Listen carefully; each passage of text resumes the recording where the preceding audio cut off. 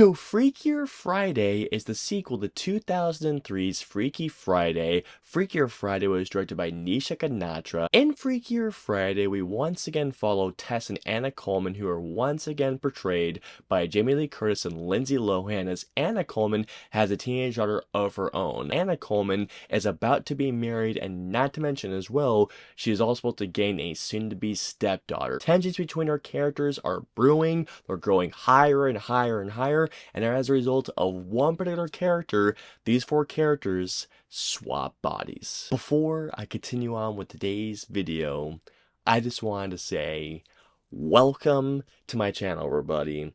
For those of you who are coming by my channel for the very first time, be sure to hit the subscribe button to not miss a feature video, whether it's a feature review, reaction, top 5, top 10, or whatever I have coming your way, and join me on my journey to 10K subscribers and beyond, because believe me when I say this, guys, you are not going to miss the cool stuff I have coming your way. And for those of you who are coming back to my channel, by the way, welcome back, everybody. You have no idea how happy I am to see your faces once again. And let's also start our conversation below as well. Have you guys seen Freakier Friday? Or even better yet, when it comes to Freakier Friday, are you excited for the film? What are your hopes about the movie? What are your fears about the movie? Let me know below. Alrighty, guys, so let's get into Freakier Friday. Excellent!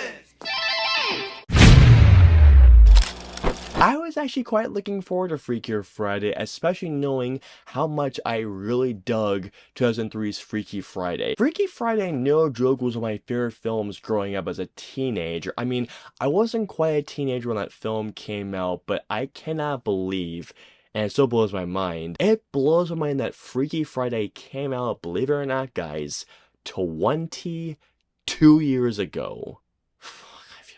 When I had heard that Freakier Friday was coming out, I initially thought, well, why? There's really, I feel like we already heard the story, there's really no need for it, but hey, if they can come up with a good idea, sure, I'll be sold. And I think it was when I saw I Know What You Did Last Summer, I finally saw the trailer to this movie, and I just thought, you know, this actually might be kind of fun. I mean, it probably won't be as good as Freaky Friday, but as a sequel goes, you know what, this actually could be a lot of fun. Freakier Friday I thought was charming, and it was entertaining, however, to a fault, and a big fault at that. The performances of Freakier Friday I thought were all great, especially, and as y'all can imagine, our two main leads, Lindsey Lohan and Jamie Lee Curtis, who once again absolutely stole every single scene. When this movie focuses on them and their hijinks, that is for when, at least for me, the movie had the most focus, and that's why I thought the movie had its charm, and it was the most entertaining bit. Now, that's not to say that the other two leads give me 1 second, because I really feel bad for not remembering the names. I know that one of them was in Once Upon a Time in Hollywood, but just give me 1 second to remember their names, because I did think they were legitimately good in the film. Julia Butters and Sophia Hammonds, I'm pretty sure I may have butchered her name, but those two as well were great as Anna Coleman's teenage daughter and the soon-to-be stepdaughter for not only Lindsey Lohan's Anna Coleman, but the soon-to-be granddaughter, how was I just confusing those terminologies just now? Julia Butters and Sophia Hammonds were both great in the film, but I gotta be honest, I would say this to you guys, the reason why I was the most entertained in this movie, and the times where I was the most locked in, was because of the chemistry and the banter, and how just great they were in the film for Lindsey Lohan and Jamie Lee Curtis. I'm really happy for Lindsey Lohan, because I know the hardships that she went through once again as a person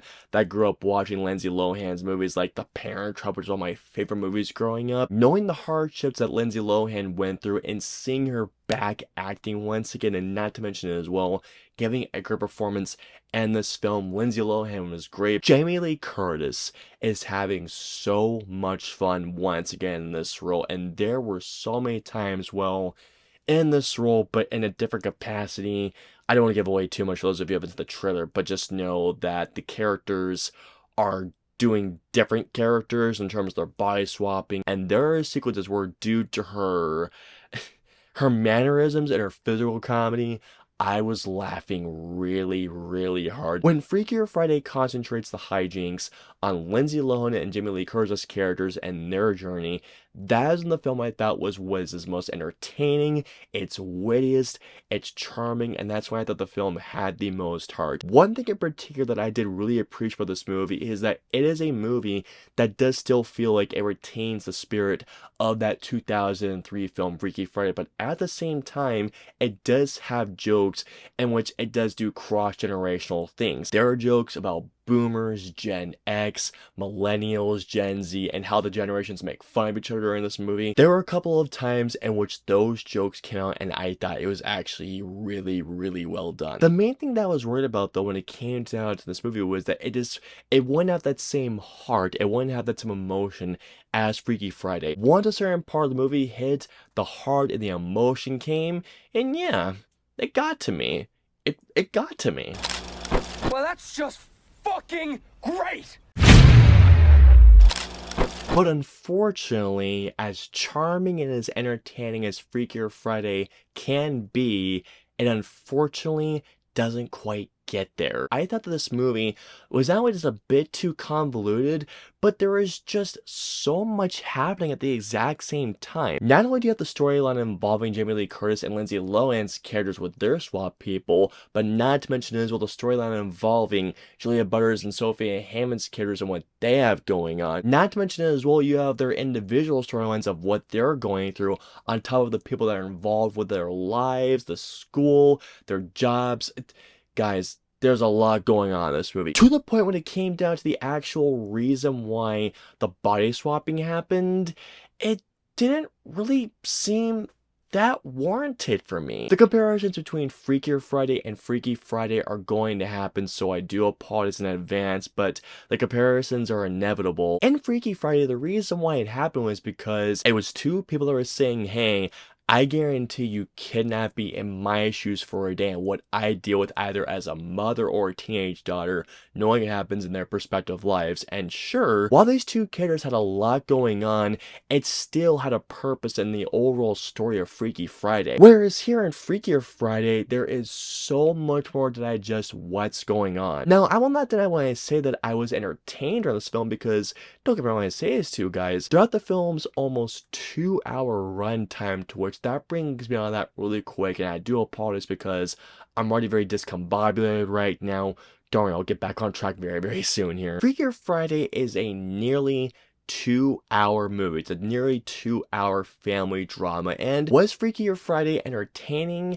Yes, but it was entertaining to a fault, and this movie could have easily been cut down, like what, 15 minutes, because there is no reason for this film to have been almost 2 hours long. There were times, or at least for me, it felt even longer than its runtime. This movie is like, what, an hour and 52 minutes? But it definitely feels longer. I also found this movie to be very, and I mean very predictable. There were many times throughout this film, especially near the end of the film, where I knew exactly where this film was going to go, especially the more important plot points. Now, I don't know about you guys, but I do love me a sense of nostalgia. I mean, hell, I grew up in the time that this movie came out. I was like, what, either 10 or 11 when Freaky Friday came out, and I do love me some nostalgia. Freakier Friday really did go, not overboard with nostalgia, but I felt like the film was relying on the nostalgia by doing a lot of callbacks. I felt that Freakier Friday